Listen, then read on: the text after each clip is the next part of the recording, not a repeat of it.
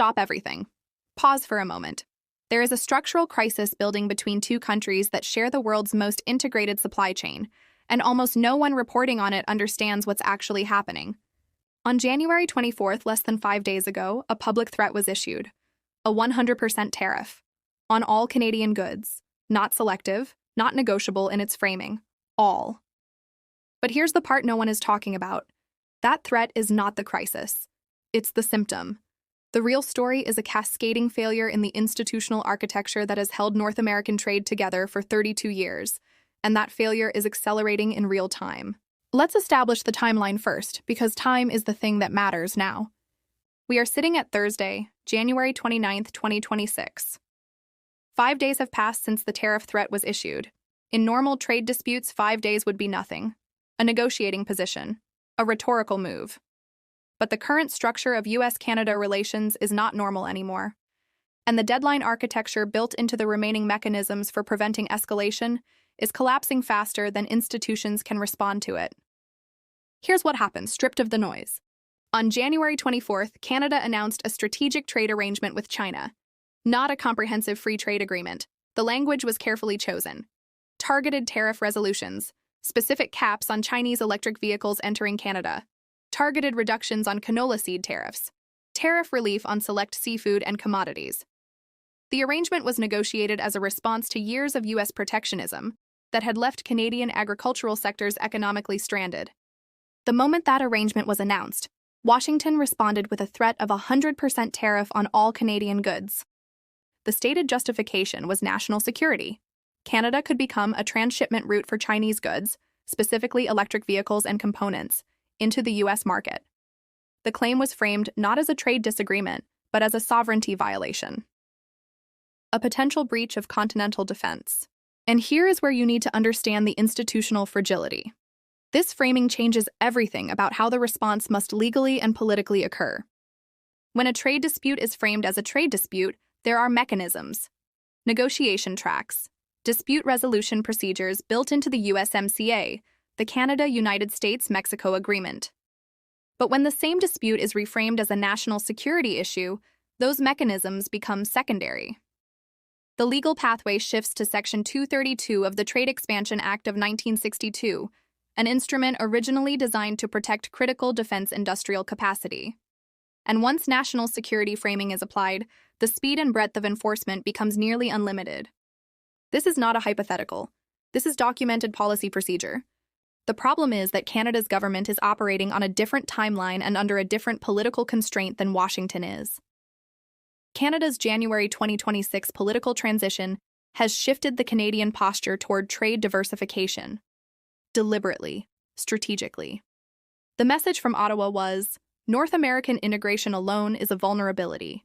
Canada needs optionality. That optionality means China. It means other markets. It means reducing dependence on a single trading partner. Washington's response was immediate and unambiguous. If you pursue that path, we will make the cost prohibitive. Here's the part that should concern you. Both governments are now locked in a position where backing down carries domestic political costs that may be larger than the economic costs of escalation. In Canada, the political mandate is for trade diversification. Reversing that arrangement with China would signal weakness to the domestic constituency that voted for that mandate. But in the United States, the political signal being sent is that any attempt by Canada to build independent trade relationships will be met with punitive force. And that threat has to be credible, which means eventually it has to be executed. The countdown has already started. We know from multiple institutional sources that the largest remaining lever is the USMCA review scheduled for July 1st, 2026. That is 155 days away. That review is a built-in mechanism for renegotiating the agreement itself. It is also, functionally, a deadline.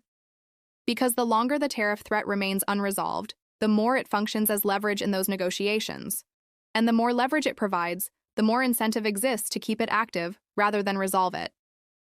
What we are watching is a situation where the threat of tariffs may actually be more valuable as a negotiating instrument than the tariffs themselves would be, which means the threat may persist and escalate right through the summer with no actual resolution until the agreement review becomes the focus point and the negotiating table shifts to fundamentals.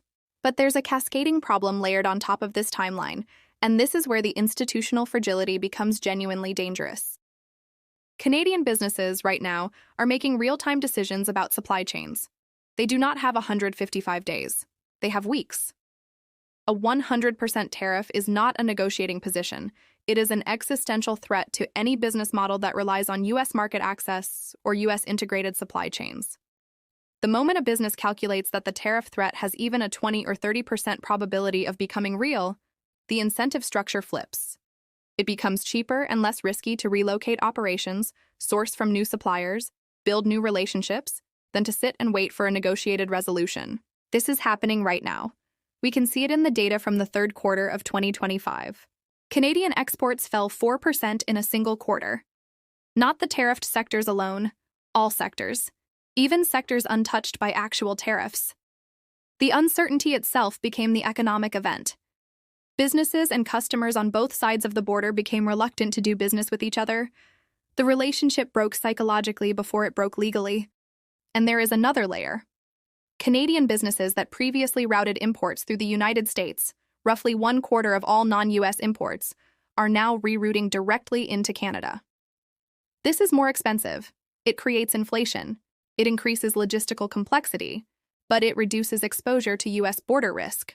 The aggregate effect is that Canada's supply chain is actively disaggregating from the continental system in real time, whether or not any actual tariff is ever imposed. Here's what that means. Even if a negotiated settlement is reached tomorrow, the supply chain reconfiguration will take years to reverse. Vendors will have been resourced, contracts will have been rewritten, investment will have been redirected. The institutional relationships that made North American integration work are being replaced by something else. Something more fragmented, something less efficient, but less risky from each actor's perspective. The Bank of Canada understands this. They held interest rates steady in January, but their messaging indicates explicit concern about downside risks from trade uncertainty. They are preparing for a scenario where growth slows because businesses and consumers are making decisions based on institutional instability rather than economic fundamentals. That is not a technical monetary policy issue. That is the central bank signaling that the institutional framework itself is in question. Here's the part that resembles a crisis. All of this is happening during a period when the U.S. is simultaneously implementing tariffs globally. U.S. tariffs on countries around the world are elevated compared to early 2025. The global trade environment is deteriorating. And within that deteriorating environment, Canada is the one relationship where the U.S. government has explicitly connected trade disputes to national security. That signals priority. That signals that Washington is willing to accept the cost of a break in this relationship if Canada does not comply with the strategic constraint. And Canada has signaled that it will not comply. The government in Ottawa has adopted diversification as a core policy. That is not negotiable away. Even if the specific arrangement with China is modified or delayed, the strategic direction will not reverse. Which means the underlying point of conflict, whether Canada has the sovereign right to pursue trade relationships outside North America, remains unresolved.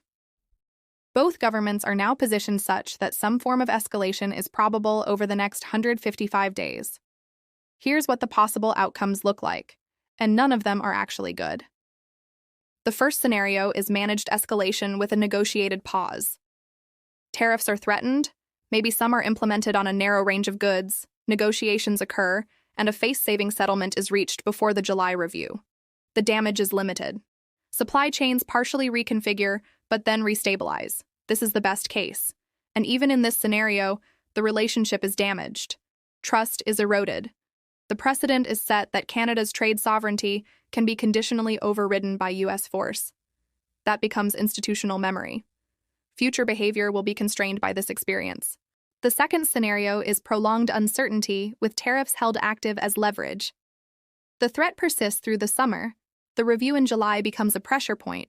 Negotiations intensify around fundamental USMCA terms, and tariffs remain as an instrument throughout. In this scenario, supply chain reconfiguration accelerates. Investment is frozen, hiring becomes cautious, growth slows, inflation remains elevated because direct routing of imports is more expensive than continental routing. This scenario creates low-level institutional pain over an extended period. It's not a spike. It's a sustained pressure that degrades the system gradually. The third scenario is targeted escalation. Tariffs are implemented on specific sectors: automobiles, metals, sensitive industrial categories. These are the sectors most integrated with the continental system. The pain is concentrated in manufacturing regions. Layoffs occur in affected areas. Supply chains break in those sectors. But the broader economy is partially insulated. This scenario is politically possible because it allows the U.S. government to demonstrate force while leaving sectors that matter to the broader U.S. consumer economy less damaged. But the damage to Canada is disproportionate. Manufacturing capacity leaves. Investment never returns. The fourth scenario is the one no one wants to fully acknowledge. Tariffs become real and comprehensive. Trade volume collapses. Supply chains that took decades to build are dismantled in months. Prices spike. Unemployment rises. The USMCA, which has governed 30 years of integration, becomes functionally obsolete. The legal question of whether to formally withdraw or to renegotiate becomes secondary to the economic reality. North America stops functioning as an integrated trade zone. This has happened before. Not with Canada and the US, but the pattern is documented. The Smoot-Hawley tariff of 1930 was implemented with similar rhetoric: protection of domestic industry, national sovereignty, defense of workers. It triggered global retaliation. Trade collapsed. And the institutional fragility it created became one of the factors that fed into the conditions for global conflict in the following decade. That's not a prediction. That's a historical observation about what happens when trade systems break suddenly, and the political narrative frames that break as necessary. None of that is destiny, but all of it is trajectory. And trajectory is something that can be altered, but not without recognizing what the current direction actually is. So here's what you need to understand about the institutional silence surrounding this crisis. The corporate sector in both countries is not publicly demanding resolution. Why? Because many corporations benefit from uncertainty.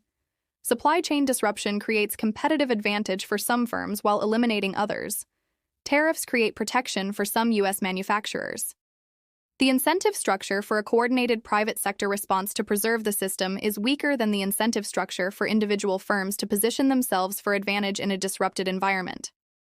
The political sector, meanwhile, is divided. There are constituencies in both countries that benefit from diversification away from each other.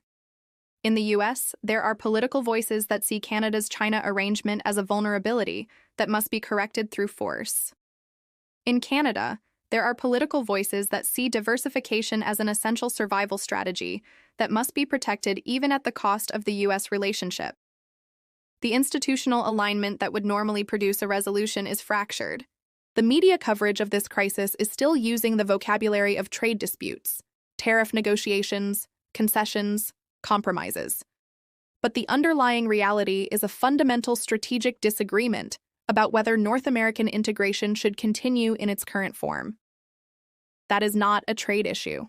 That is a structural question about the future of the relationship. And those are harder to resolve because they are not amenable to the usual negotiating language. The countdown is functioning on multiple timelines simultaneously.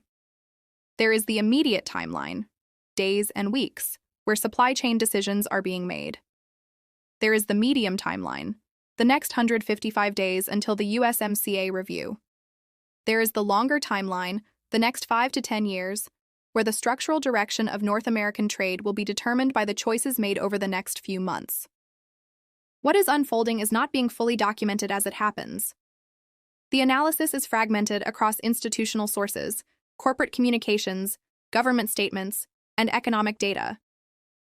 No single narration of the crisis exists yet, but the components of the crisis are visible. The supply chain data shows disaggregation.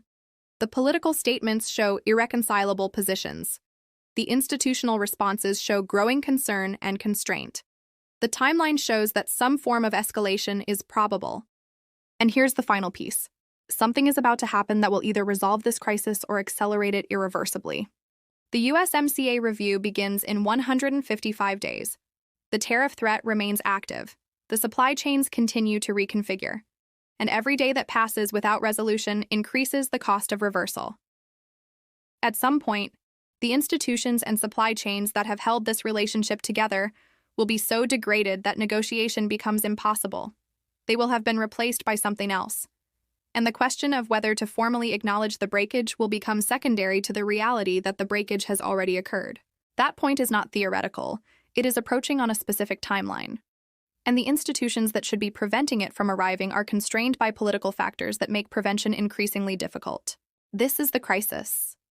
Not the tariff threat, not the China arrangement, not the political messaging.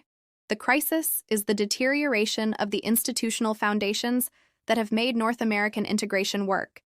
And that deterioration is accelerating. The question is not whether it will be halted. The question is whether the recognition of what is actually happening will arrive in time for the choices that still remain to be made.